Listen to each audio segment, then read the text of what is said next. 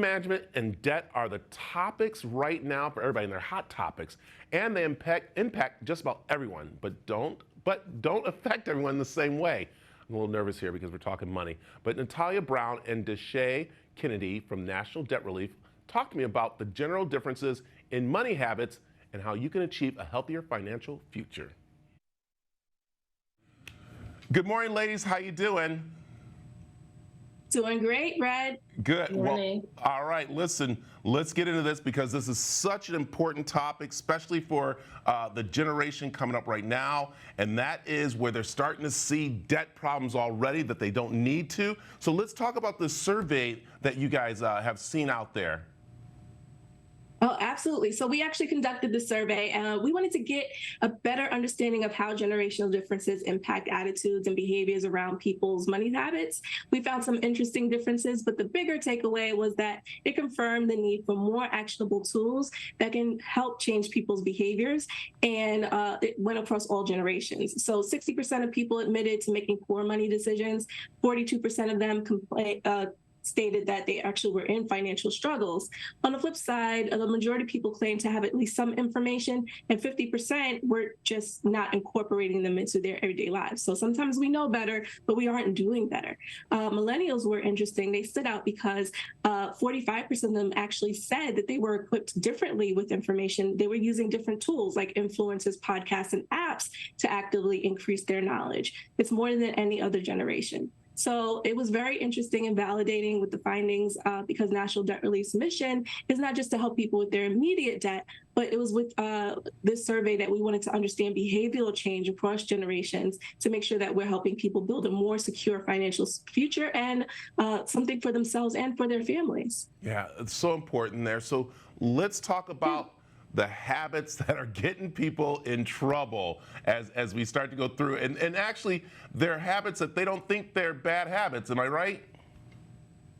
Yes. So in the National Debt Relief Survey, that was actually something that we found out. Some of the most common bad money habits were writing off small purchases as insignificant. And these are small purchases that usually go unnoticed. So we're thinking things like vending machine fees, last minute grabs at the checkout line, unused subscriptions and membership services, gambling, which doesn't necessarily mean casinos. It can be something like buying lottery tickets, which most people think is insignificant because of the price, but it adds up very quickly. And using credit cards to pay bills, which is especially troublesome if you're using them without a plan to pay off the balance in full. And these habits, they contribute to the cycle of ongoing debt by creating a pattern of financial instability and reliance on credit to maintain maybe a certain lifestyle or cover unexpected or unnecessary expenses.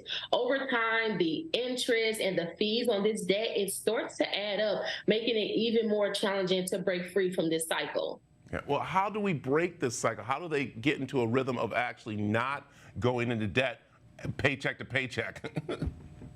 Yeah, so there are so many factors that play into this, but breaking free from this cycle, it starts with a conscious effort to want to do better, a conscious effort to change these money habits. This can involve creating a realistic budget, reducing unnecessary expenses, building an emergency fund, seeking out relatable financial education, and making a commitment to live within your means. And the National Debt Relief Survey, we got some great advice from the older generations to the younger generation. For example, 61% of baby boomers, they recommended that the younger generation create an emergency savings fund. And 53% recommended that we start saving and investing as early as possible. Great information, great starting places. Breaking free from these bad money habits, it can definitely be challenging, but it's possible to move forward with the right financial tools and guidance. Yeah, I'm nodding my head going, you ladies are right, you're right, you're right. I wish I could talk to these kids this way. So how do we actually help them cope and deal with? Any tips there that you can give us really quick? Oh, Absolutely. When it comes to debt, especially like Dasha said, you have to make a conscious decision. Sometimes it's scary to kind of open up, your checkbook and your finances and take a real deep look at it. So you have to know your balances, your interest rates, and your minimum monthly payments. And if it feels really overwhelming or you're struggling, it makes sense to actually seek help from a reputable debt settlement company or find a financial advisor. The idea with us is we'll give you a affordable monthly deposit. We'll try to get you out of debt in 24 to 48 months versus you trying to pay off the minimums. And there's a whole community and tools and resources to kind of help people through their situation at National Debt Relief. Lastly, I would say, once you have a plan, it's important to stay committed regardless of what that plan is. Try not to get discouraged by any setbacks or slow progress. It does take time, and celebrate your achievements, no matter how small they are. You didn't get into debt or, find yourself in a situation overnight. You're not going to get out of it overnight. So those little things, those little wins, they deserve a jump up and down and a hooray just to stay motivated.